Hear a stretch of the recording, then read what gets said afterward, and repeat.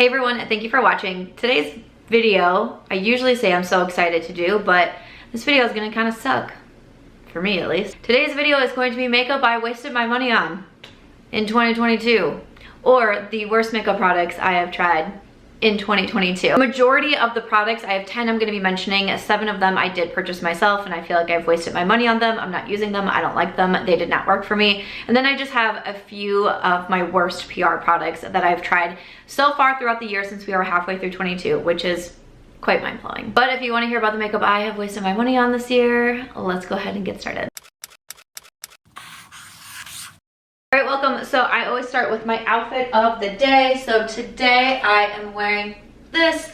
I have on just some jean shorts from Target and this sweater vest. I've had it for many moons. I couldn't tell you where I got it from.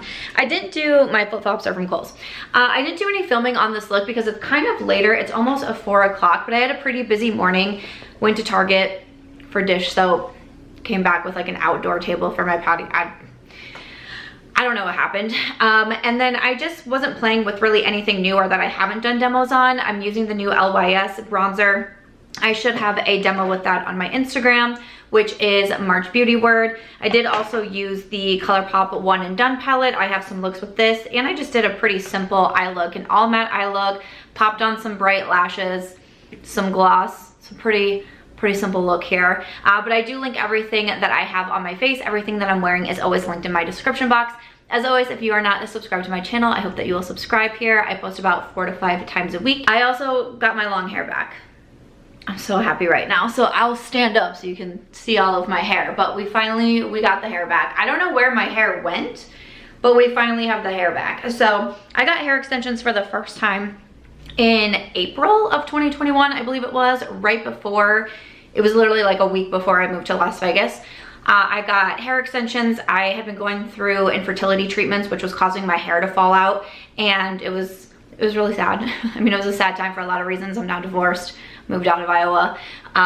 But the fertility treatments really took a toll on my body, on my hair, on my mental health, and getting hair extensions was just one way that I could feel a little bit better about myself, and I absolutely fell in love with them. But one of the last times, like, I really don't know what happened with my hair, because I had 22 inches when I first got them, and then at one point when I got new hair, I guess I got 18, so I'm not sure what happened, and I was like, I hate this. I do not like this at all. I want my long hair back. So I got my hair done, and we finally got the long hair back, touched up some color, and I'm very happy. So I know I get some comments from people saying you like me with shorter hair and I should try a bob and I should cut all my hair off.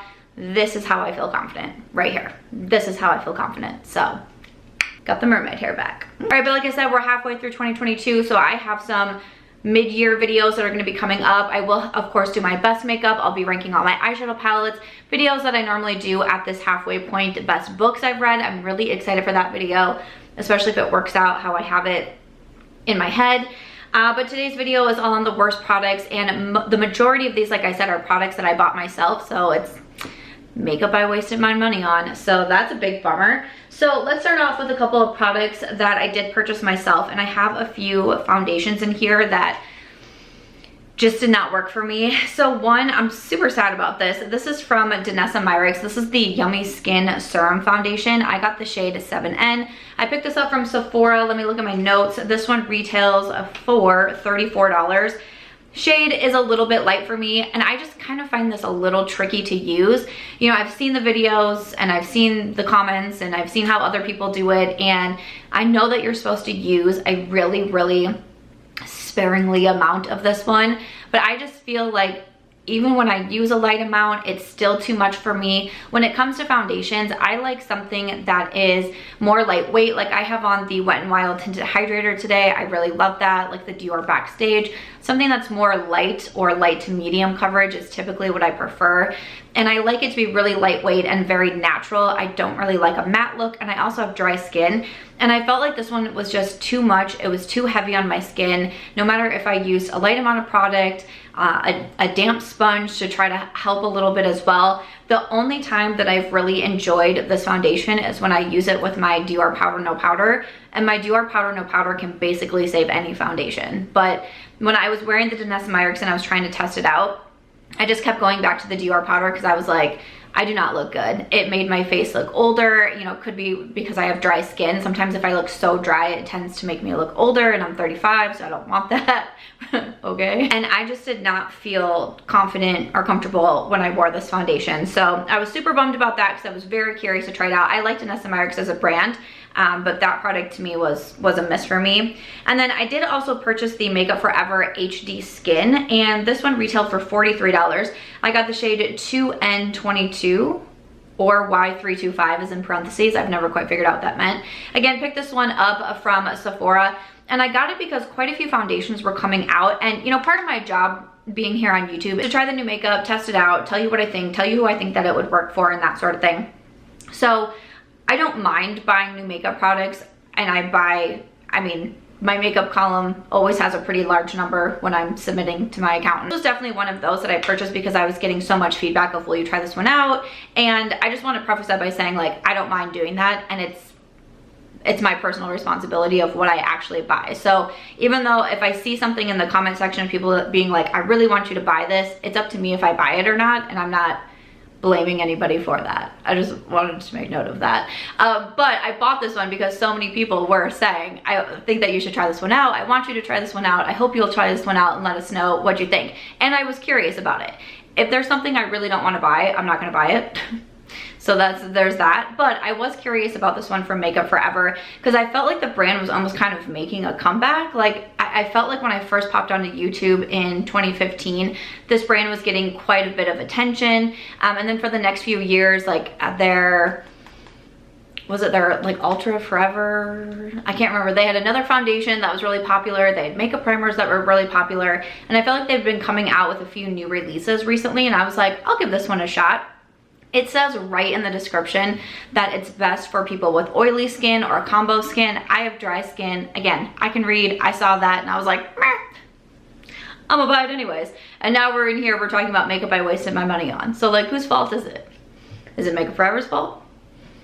Is it your fault? Or is it my fault?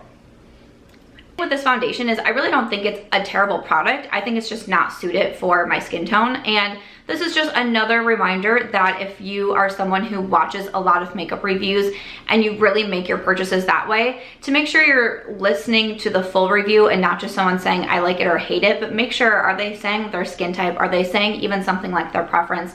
That obviously goes a long way when it comes to reviews. And knew all of that before I purchased it, but it's like sometimes I see foundations that other, you know, dry skin reviewers don't like and I end up loving it, or products that say, you know, better for oily skin. I'm like, hey, this actually isn't bad for dry skin. You just never know. And again, it's just part of my job to try things out. But this one, I really would not recommend it for dry skin. If you are dry or combo, I think that it would be better suited for you. It's a little bit more on that matte side, a little bit more on the full coverage side too, which is just, that's not personally my preference. And it was one of those that I felt kind of made my face look a little flat. Like, I don't think that it offered any benefits. You know, there's products that I wear like the Wet n Wild that I'm like, I put it on, I'm like, my skin is looking better. It looks like me, but better. This was one of those that just kind of sat on my face and I was like, powders that I have here, I did receive these in PR. One was from Colourpop, and this was their Pretty Fresh pressed face powder. So this one retails for $8. This is one that I think that I would have purchased had I not received it in PR, because once again, a lot of people were asking me to try it out. Like I mentioned earlier, the Dior Powder No Powder is a staple of mine. I get tagged almost every single day from someone either buying the powder, or like someone on TikTok the other day made a TikTok and was like, share your #1 beauty product. And I got so many tags on that video of people saying the Dior Powder No Powder because of Samantha March. And I was like, hey. So when new powders come out, and especially affordable powders, I get a lot of tags asking if I will try it to see if it compares at all to the Dior. And the Colourpop is definitely not one of those. I did not like this one at all. I thought it was super drying. It just was one of those when I put it on, again, it made my face look really matte. It made my face look really flat. It made it look really super dry. Again, I have dry skin. I also live in Las Vegas, so I live in the desert. So there's that too. You know, taking in like climate, all of that, super helpful to know in reviews. Once again, I've seen some of my oily friends really like this powder, so if you do have oily skin, it could be one for you to check out. But I just have to say, based on my dry skin, that was a no for me, dog. And then another powder, I was super disappointed about this one. This is from Nars, and this is their light reflecting setting powder in crystal, but this is just supposed to be a translucent powder. And this one I think is a pretty pricey one. This retails for $39. So this one, I feel like a lot of the same words are popping into my head, but I'm kind of in that same category of products, and I'm also talking all about products that I don't like, and so they're obviously doing the opposite of things that I do like.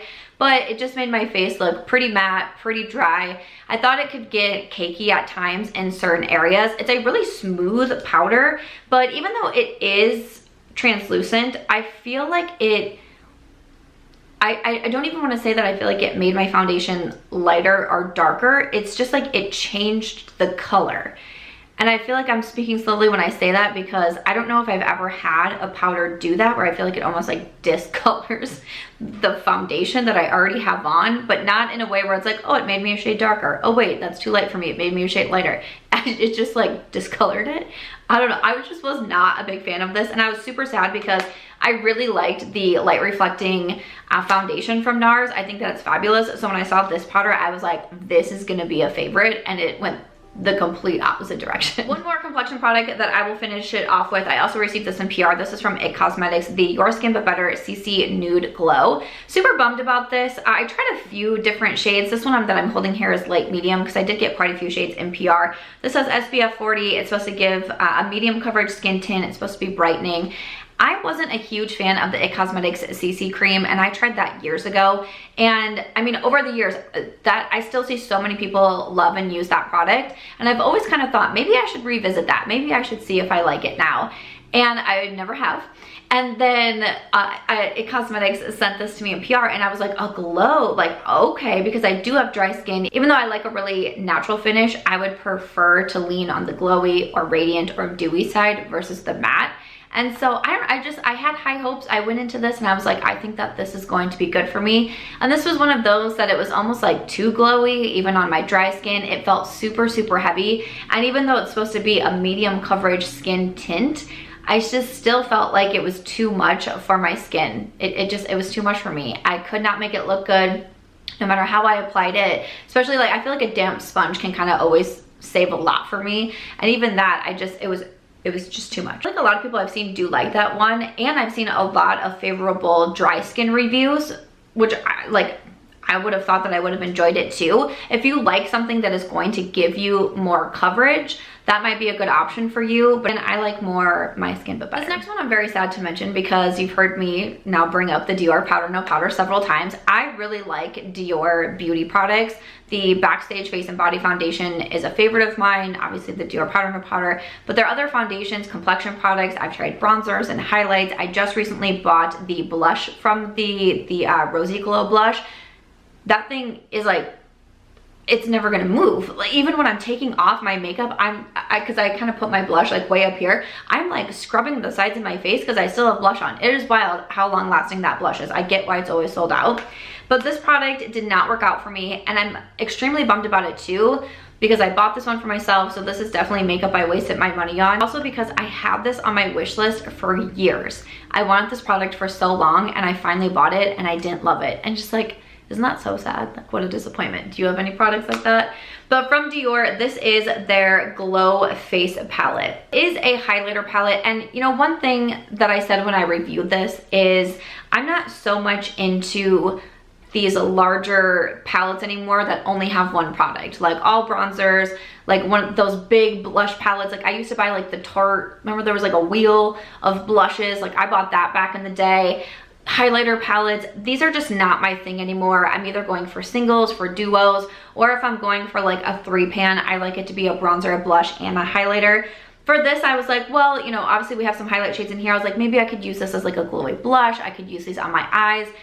And I was really excited, and I bought it, and I was like, I'm just not gonna use this, am I? Every once in a while, I dig into it, and I pull it out for a highlighter, or again, like kind of like a glowy blush topper, but I am just not using this enough. And what's also funny is I believe it was the same purchase, or it was the very next purchase. I purchased singles of Dior bronzer and highlight, and I used those so much more, and I think those retail for like around the same price, around $45. And it was like, well, would I rather have singles or like this highlighter, I just much prefer the singles. So unfortunately this one mostly just sits in my drawer. Speaking of palettes that have a lot of the same products in it, I have this here from a One Size. This is the Made for Shade Bronze and Sculpt Trio, and I have mine in the shade medium. So you are supposed to have contour and bronzers in here. I don't know, I saw this, I got really intrigued for it. I love bronzers, it's one of my favorite makeup products.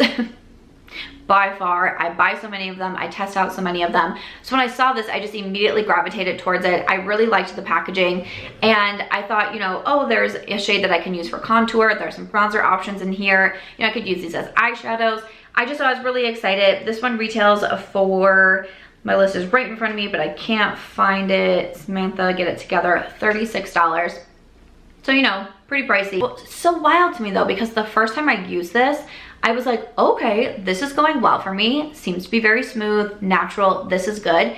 Every single other time I have tried this, I have had a hard time blending it out. I find it very patchy, it doesn't look very even on my skin. And for me, I can go overboard with bronzer. So I really need something that's very smooth and very natural, because that is the one thing, like I'll just sit there and I'll be watching YouTube videos and I'll just be piling on the bronzer. And if it's not natural, if it's not gonna blend smoothly, I'm gonna get so many comments in YouTube videos like, girl, your bronzer is patchy and terrible. And it's like, like, is a little bit of it my fault? Sure.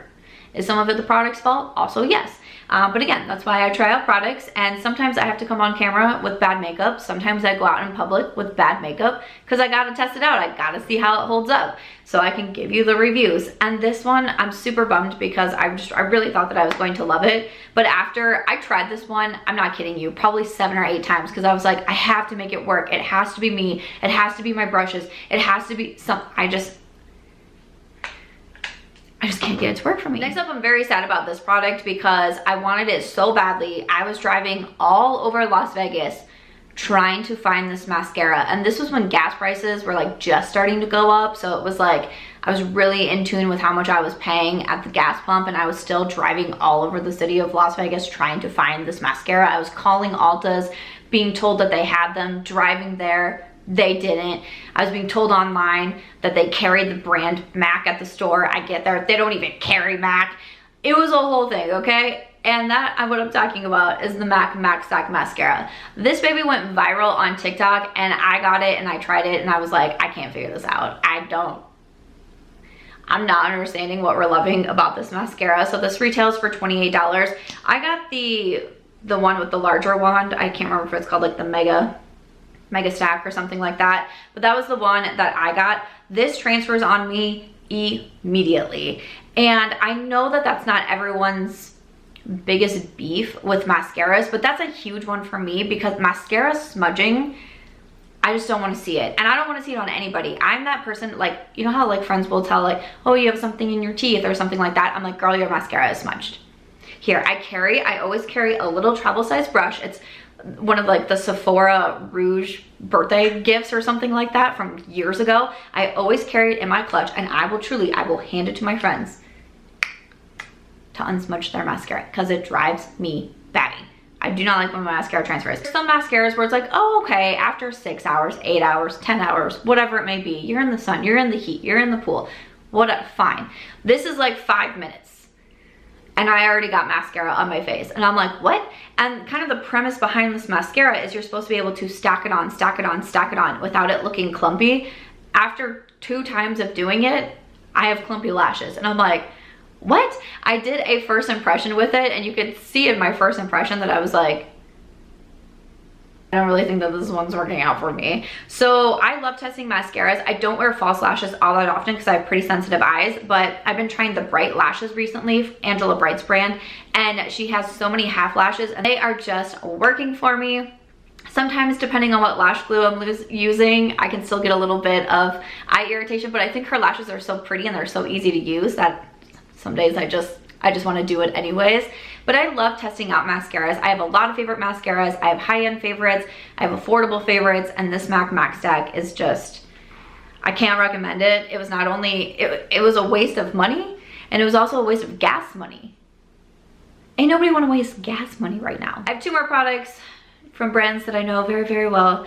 I have from Natasha Denona, this is her I Need a Rose lipstick, and this is in the shade Daphne. Now I'm super disappointed about this lipstick because I have the I Need a Nude lipstick from Natasha Denona, and it's one of my favorites. I have a lip liner. I have the lipstick from that particular nude collection, and I think that's fantastic, and I wear it quite often. So when she was coming out with the I Need a Rose, I was like, I'm gonna go ahead and buy this. This one retailed for $25. This to me felt like a completely different formula. I like more of a matte lip.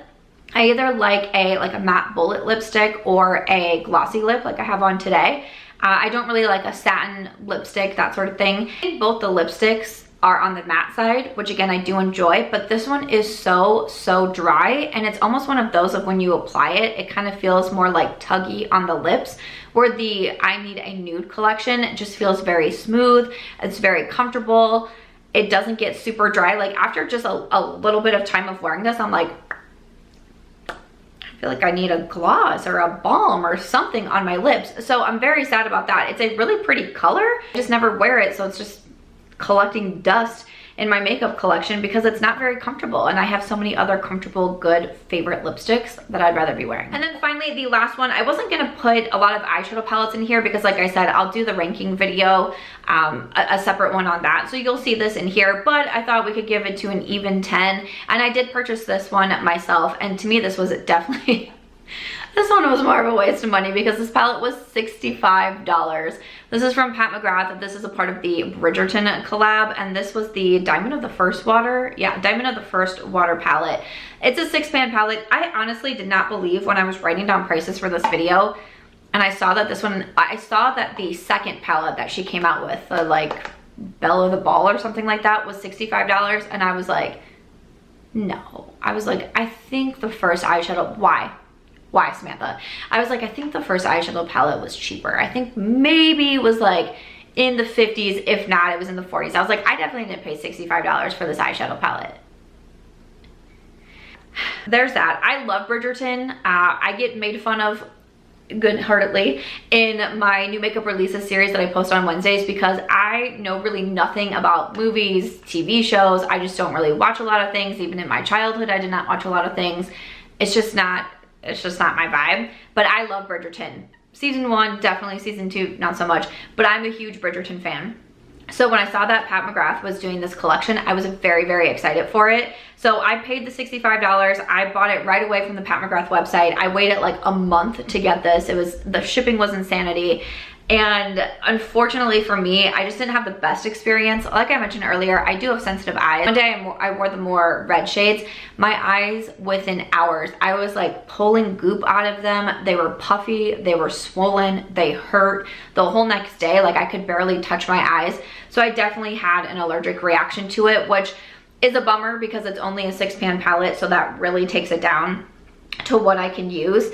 But even still, it just was like, when it comes to Pat McGrath, I like quite a few of her products. The eyeshadow palettes, I just really struggle to see the value for the such high price tag. Like I have the $129 eyeshadow palette, the Mothership Rose, whatever that one is. I just can't see why they're so expensive. I love Natasha Denona for her eyeshadow palettes, and they can be more expensive, but I love the quality and I think that it's so good. The Pat McGrath, like I just don't see it with these palettes. So I love the packaging. I think it's really beautiful, but I paid $65, waited a month to get this, had an allergic reaction, and I just really don't think it's all that special. So when she was launching the second collection, like there was no doubt in my mind that I was not getting the eyeshadow palette, I was not getting the face palette. It just was like, it's a no for me. But after that, that is it. Those are the 10 products that I wasted my money on so far in 2022, sprinkled in with some of the worst PR products that I have tried this year. I would love to know, have you wasted your money on anything? I mean, I hope not. I hope you write in the comments and be like, everything has been a banger this year, Samantha. I would love that for you. But unfortunately, that's just not the case for me. So stay tuned. I will have some more mid-year videos coming up. I hope the first half of year 2022 has been spectacular. And as always, if you enjoyed this one, please make sure to give it a thumbs up. I hope you also consider subscribing before you go, and I'll see you in my next video. Bye.